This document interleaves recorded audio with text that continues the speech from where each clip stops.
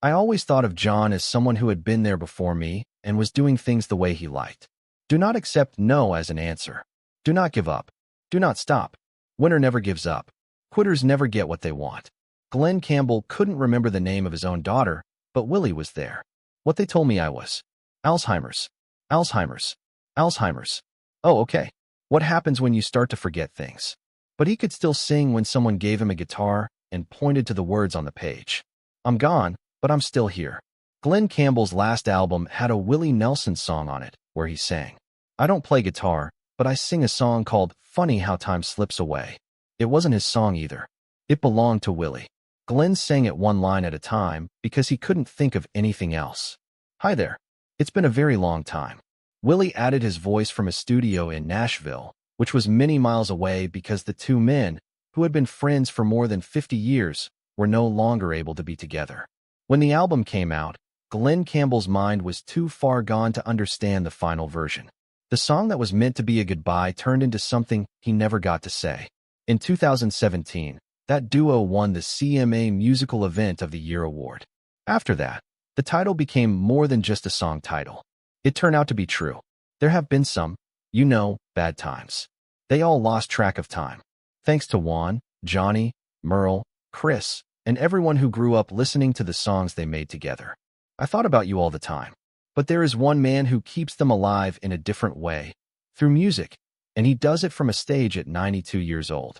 When I was in the Army, I kind of looked up to him. He was one of my favorite singers, and I don't remember a time when I wasn't aware of him. He had lungs that barely worked and a promise that wouldn't let him rest, and I had to go but couldn't deliver it, and I've always felt bad about it. By any measure that counts, Willie Nelson has lived longer than almost all of the friends he has ever had. He ought to have stopped a long time ago, but he still hasn't. It's not about pride, money, or a man who doesn't know when to quit. He was asked if they thought I was scared. Well, if he owed him $1 million, he might be in trouble, he said. But if he owes him $32 million, they're in trouble. Because he made a promise that he would keep until the day he can't. The promise began long before the funerals and got a little heavier with each friend he buried. They were all from the same dirt, not the same town. He learned to play the guitar from his grandparents before he was old enough to go to school. Willie Nelson picked cotton in Abbott, Texas. Without a doubt, my grandparents put you on the right track. He led me in the right direction and helped me think clearly. I just feel like I should talk to them. In Doss, Arkansas, Johnny Cash picked cotton and sang gospel with his family in a house that didn't have running water. As the seventh son of 12 children, Glenn Campbell picked cotton in Delight, Arkansas. For his birthday, his father got him a $5 guitar from the Sears catalog because they had no other money to spend. Juan Jennings grew up in Littlefield, Texas. He learned to play the guitar on a bigger guitar than he was, and by the time he was 12, he was playing on the radio. The plan was for none of them to make it out, but they all did. They knew what it meant to start from nothing and fight for every note, which was something that brought them together besides the music. What they made together over the next few decades wasn't just a job or a style. It was a family. I might go back to being a highwayman. Glenn Campbell signed Willie to a publishing business and paid him more money than Willie probably deserved at the time. This kept him financially stable when Nashville turned its back on him. Willie will never forget it. Glenn brought Waylon Jennings and Merle music, haggard to the attention of people who had never heard country music that raw on his TV show. Rest in peace, old dad. His soul left my mom singing a big load. And Jimmy Webb wrote a song called Highwayman that his record label wouldn't put out as a single. Glenn loved it so much that he quit his record label because of it. Glenn also played the song for Johnny Cash and the other people there. The four of them worked together to make the most famous supergroup in the history of country music. They fought Nashville with each other. They came together to play Farm Aid. From Texas to New York, they were on stages together. The music business had already put Glenn in a different category, so he couldn't be an official highwayman. But he went to the first Farm Aid in 1985 and sang Highwayman with them instead, coming in for Chris Christopherson like he had been there the whole time. They say I died when the music yard broke off. He had been there from the start, playing guitar parts that no one heard and opening doors that no one saw. He was making a world that would last longer than all of them except one. But the world they made was about to face a threat that none of them could stop. The interesting thing about these men is that they didn't just make songs together. In ways that most people never knew, they were always there for each other. The one time Willie Nelson talked about calling Juan Jennings at 2 a.m., it wasn't because something was wrong, but because he had a tune in his head and wanted to know if it was good. Juan heard it, said it was rubbish, and turned off the music.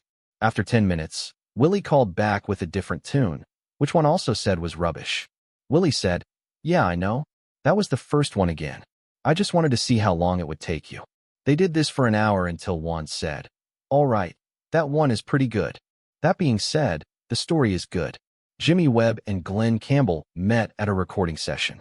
When Glenn first saw Jimmy, he told him, "Look at your hair. When are you going to get a haircut?" They became best friends and stayed that way for 50 years.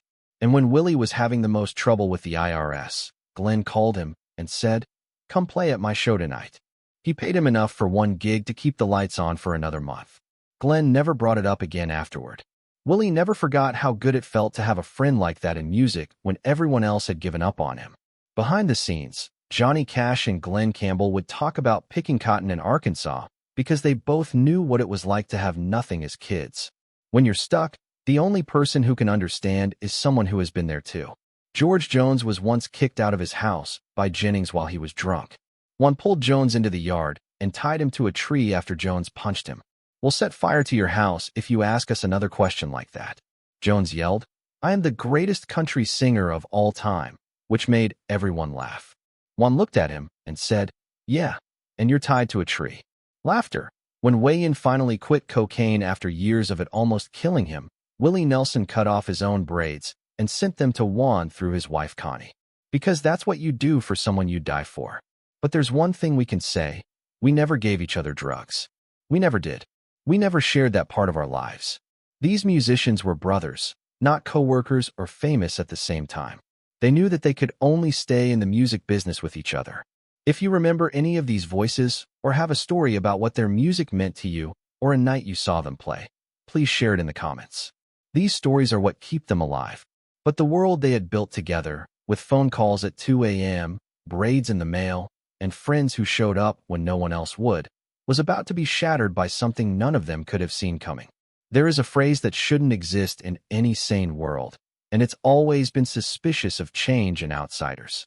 But that's exactly what they told Merle Haggard, who had been making country music since before most of the people who run Nashville were born. When he publicly criticized the executives who had cheated him out of royalties, Nashville's music establishment decided that Merle Haggard was a problem. So they did what Nashville does with most of its problems. They stopped answering the phone. "She tried to raise me right, but I refused." For 35 years, his records were ignored by radio. His name was left off guest lists, and the industry he helped create went on as if the man who wrote Mama Tried had never existed. It wasn't quiet as Merle walked away. He listened to country music on the radio, which said, "They're talking about screwing on a pickup tailgate.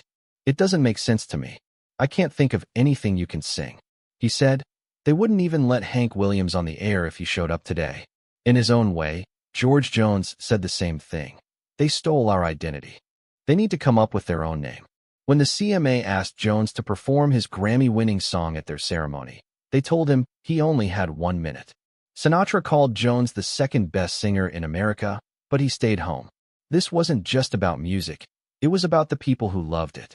Fans who had spent their whole lives listening to these voices in their cars, kitchens, and churches were told that their taste was out of date, that the market had moved on, and that what they wanted didn't matter anymore.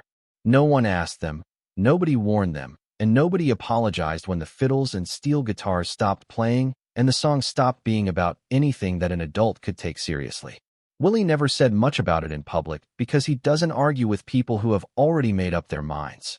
But he kept playing because the truth doesn't need a radio station to live. One was the first to leave, and it hurt Willie the most because one wasn't just a friend.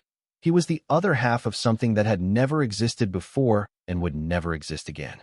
He died on February 13, 2002, at the age of 64, and his last words were, "Do not let the boys stop playing my music."